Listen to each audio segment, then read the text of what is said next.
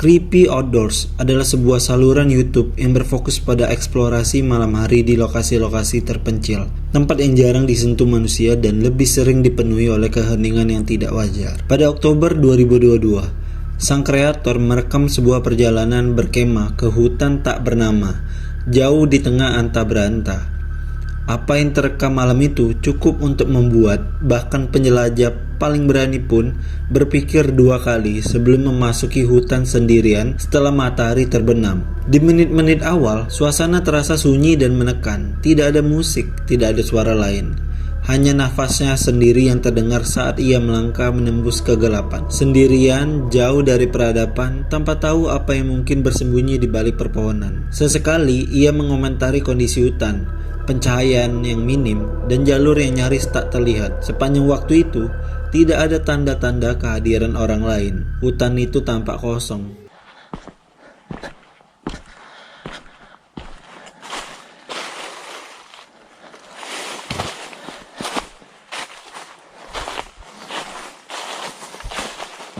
Namun semuanya berubah sekitar menit ke-13. Dari kegelapan, terdengar suara asing. Sekilas suara itu bisa saja milik serigala ataupun rubah. Namun semakin lama didengarkan, bunyinya terasa terlalu jelas, hampir menyerupai teriakan ataupun kata-kata manusia.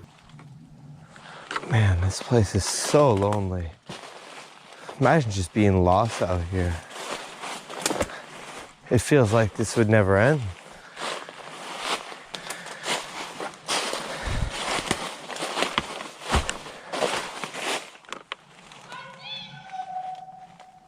Oh, fuck.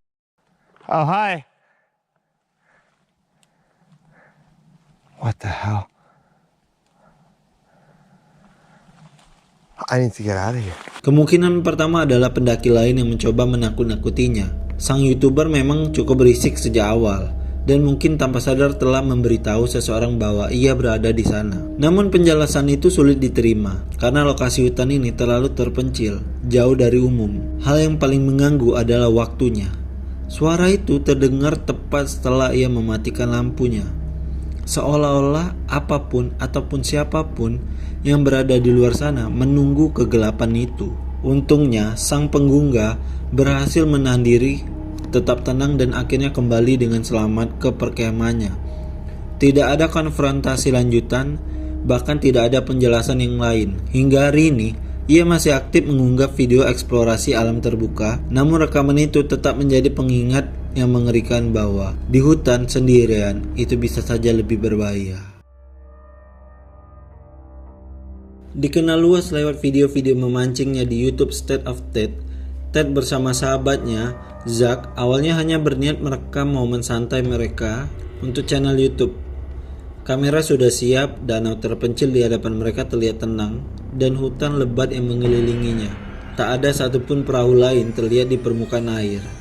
Namun, ketenangan itu hanya berlangsung singkat. Saat mereka baru saja menurunkan perlengkapan, ponsel Ted berdering, satu panggilan, satu kabar. Dan seketika suasana berubah drastis. Apa yang semula terasa tenang berubah menjadi situasi yang tak terbayangkan, di mana sebuah insiden penembakan sedang terjadi, dan pelakunya dilaporkan bergerak di area hutan, tepat di sekitar lokasi mereka memancing.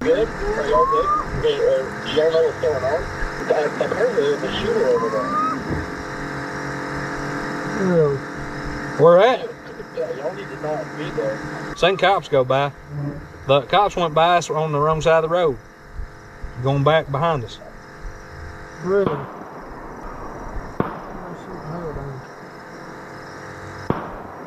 You hear that, James? Gunfire, brother.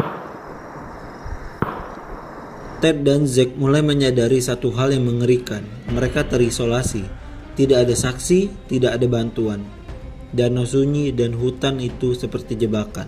Tanpa banyak bicara, mereka membuat keputusan sepersekian detik untuk meninggalkan seluruh peralatan dan segera pergi. Tidak ada hasil rekaman lebih lanjut yang mana sebanding dengan nyawa mereka. Belakangan terungkap bahwa pelaku penembakan itu adalah Joseph Koch yang tidak diketahui Ted pada saat itu. Joseph telah mengirimkan pesan sebelum kejadian yang menyatakan Niatnya untuk melukai orang lain sebelum mengakhiri hidupnya sendiri. Jika Ted dan Zack memilih bertahan lebih lama di sana, kemungkinan besar mereka menjadi korban selanjutnya. Ironisnya, pelaku tersebut akhirnya ditemukan di kawasan hutan yang sama oleh YouTuber lain yang sedang memburu hadiah sebesar $35.000 oleh polisi apabila ada orang yang menemukan pelaku. What's going on with it now? I can't get anything real recent on it. Now we hear there's more than one shooter and there's like 14 people shot out. There's more than one? Well, that's That's what we heard, but hearsay. No. not any verification on it. Yeah, Right. I can't find any verification on that. Dang.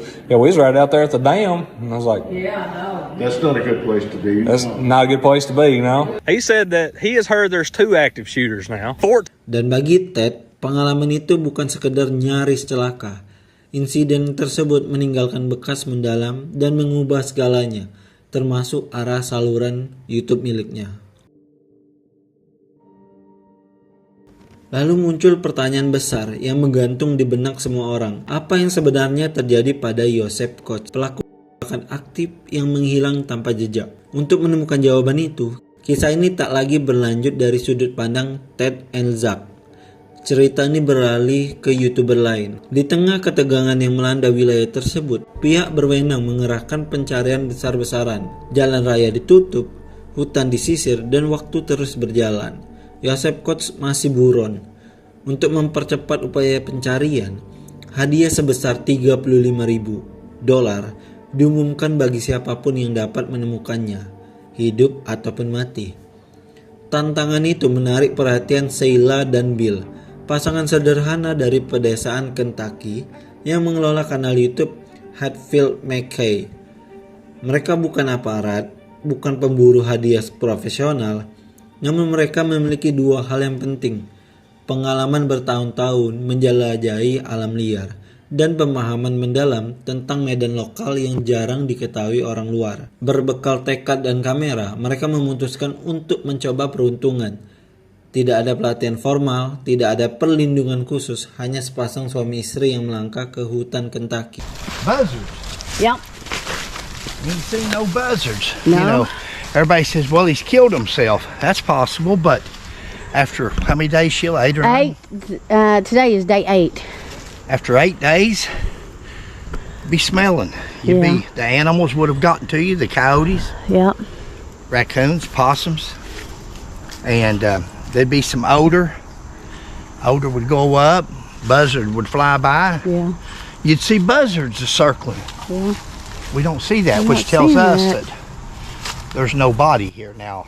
Again, we could be wrong. Hari demi hari berlalu. Selama 5 hari berturut-turut, mereka menyusuri jalur-jalur yang semakin terpencil, meninggalkan aspal dan sinyal ponsel jauh di belakang. Mereka masuk lebih ke dalam wilayah yang belum sepenuhnya dijangkau pencarian resmi. Setiap langkah membawa perasaan yang sulit dijelaskan, seolah mereka semakin dekat dengan sesuatu. Keterasingan menjadi kenyataan ketika semak belukar menutup jalan setapak dan kesunyian terasa menekan. Lalu pada hari kelima, di dekat pintu keluar 49, sebuah pemandangan tak biasa menghentikan langkah mereka. Burung-burung asar berputar di langit. Itu bukan kebetulan. Di alam liar, tanda itu hampir selalu berkata satu hal, kematian. Pertanyaannya hanya satu, apa yang mati di sana? Apakah bangkai hewan, ataupun korban lain, atau justru orang yang sama yang selama ini mereka cari? Dengan jantung yang berdebar, Sheila dan Bill memanjat pohon tumbang dan menerobos semak yang begitu rapat. Di baliknya, sebagian tersembunyi di dalam sebuah lubang alami, mereka menemukan jawabannya. Di sana tergeletak sisa-sisa tubuh Joseph Koch. Pencarian yang menguras tenaga dan waktu aparat selama 11 hari akhirnya berakhir bukan oleh besar-besaran, melainkan oleh 2 YouTuber bersenjata kamera dan keberanian.